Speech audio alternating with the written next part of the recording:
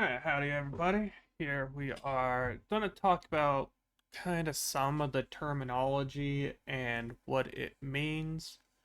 So, to start off, let's go with rolling because that is one of the biggest things that you'll be doing playing D&D. So, first up, we have advantage. Now, what advantage means is that you'll roll two dice and you will take the higher number. So let's say these are the dice. You would take it like this. So if you rolled a 1 and a 20, well, you'd take the 20 because you have advantage.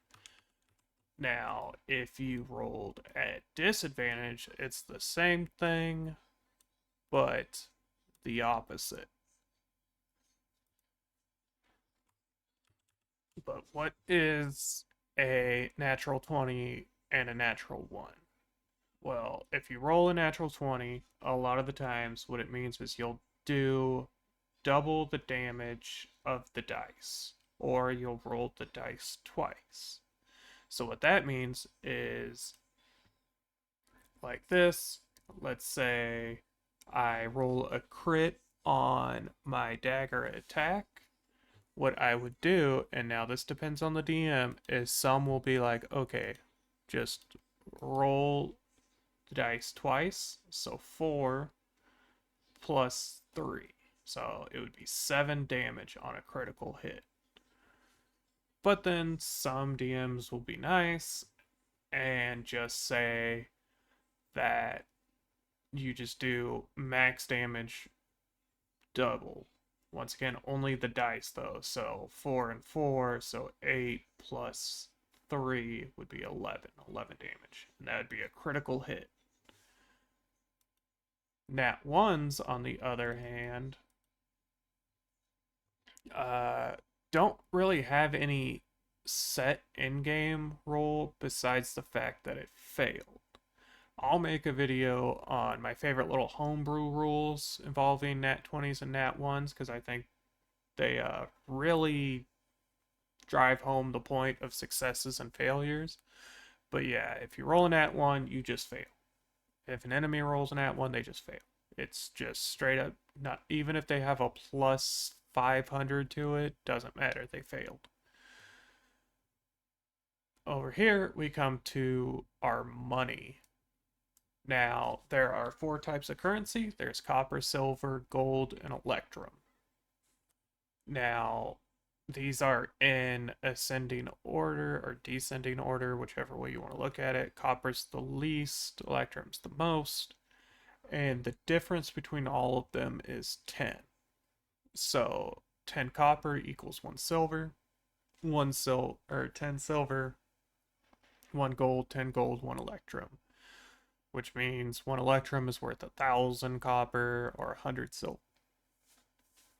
That's very easy keep track of. You just got to remember that it's every difference between each of the tiers is 10 of that currency. Now, damage types are not types, but I will include that in that because I totally forgot that I was going to. So, but here we have the vulnerability, resistances, and immunities. Now, if you are vulnerable to attack, you're going to take twice the damage. So, if I rolled a... Man, I gotta bring it back up. Let's say I rolled the 4, right? We'll just go with this as the total damage, 4. You would take 8 damage. Now, if you are resistant to the damage type, you would only take 2 damage. The only time that really changes is if it's an odd number. So let's say this was 5. So you got 2 or 3, you're going to take 3. If it's advantage, so or not advantage, but you're resistant to it, so you take half and it was 2 or 3. Or, sorry, vulnerability to it, and it was 5, so that wouldn't really matter because it's easier to double than to half.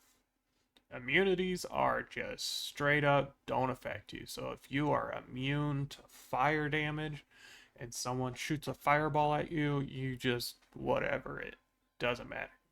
Doesn't matter if it hits you or anything, you are completely immune to it. Let's bring this back up. So those are the damage types or modifiers. They're pretty simple. Now, for damage types, there are several. We have melee types. We have kind of elemental types. And there are kind of other. So let's go ahead, start with melee because that is the easiest. And then work our way down. So melee tends to only have 3 types. You got, oh boy, I'm gonna have to try to spell bludgeoning. That's not right. Boom, first try. There's bludgeoning, there's piercing, and slashing.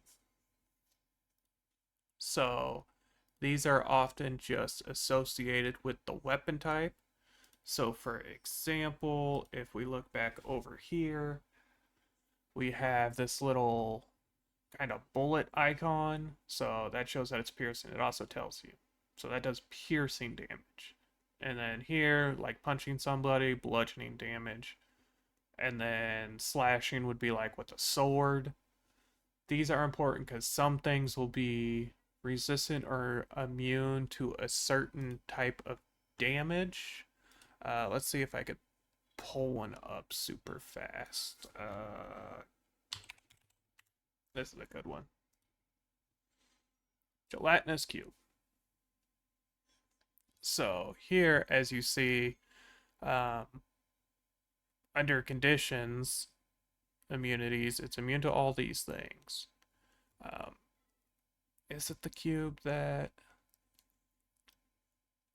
has it? No. It does not. But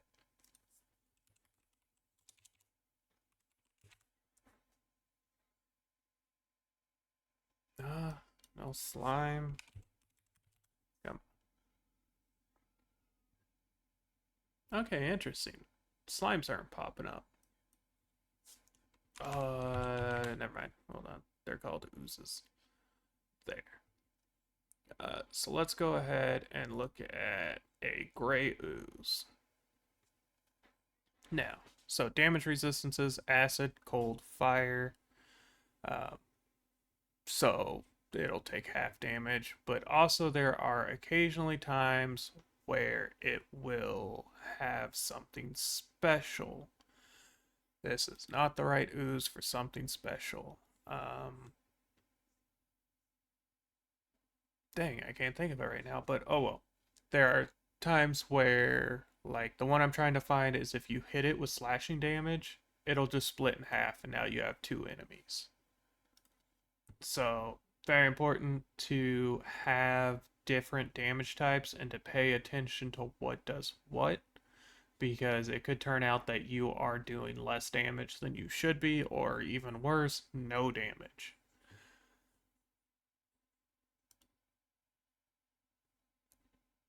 Let's go to elemental, which we have. I mean, there's several. There's fire, there's cold, there's lightning, there's thunder. I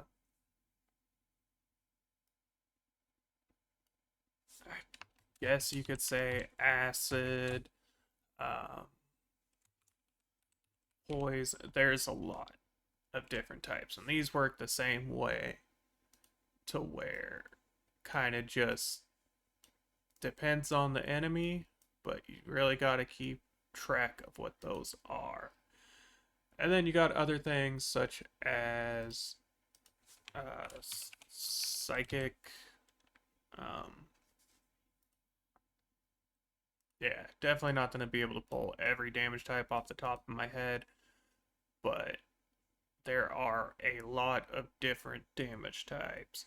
A lot of these are based off of magical effects or special weapons and whatnot. And then these are also kind of based off of that. These are usually pretty exclusive to melee type things. So make sure that if you're making a team or making a character, you have some options because the last thing you want to do is be a guy that excels in fire damage and then you fight something that's immune to fire or resistant to fire because then you're just not going to be doing anything towards it. So let me pull this back up. Not that, but this, and just make sure. So yeah, now we got kind of some very important terminology. So the difference between a round and a turn. So a round is 6 seconds, and it is the time it takes from the first thing in initiative to the last thing in initiative to go.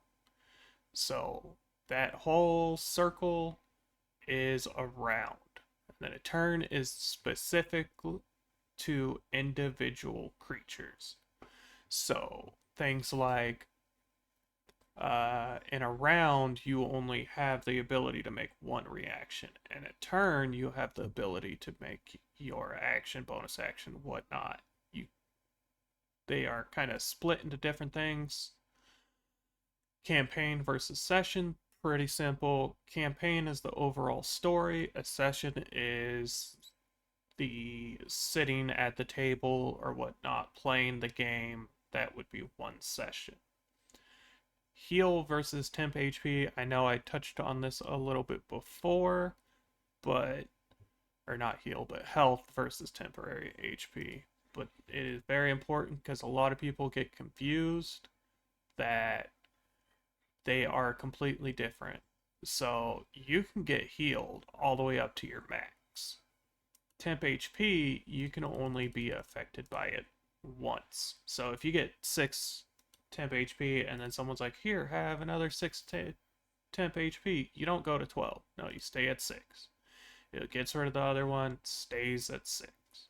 They don't add on to each other. Now, temp HP only lasts for a little bit. So let's say that you took. Let's see if it'll let me do it. No. Okay. Just give you 1 health here. All right. So let's say you're looking like this. Right. You got 1 health, 610 HP. Combat ends. It's been a little bit. You've now lost this. You're not at 7 because it's temporary. You're at 1. So you want to make sure that you focus on kind of your current health because that is the most important. Healing items will not affect temp HP normally. They'll only affect current. So you don't want to be walking around being like, oh, look how invincible I am. I have 300 temporary health and only have 1 current because as soon as that pops, some harsh wind is going to take you out. So with that, I hope that kind of explains some of these terminologies a little bit better for you.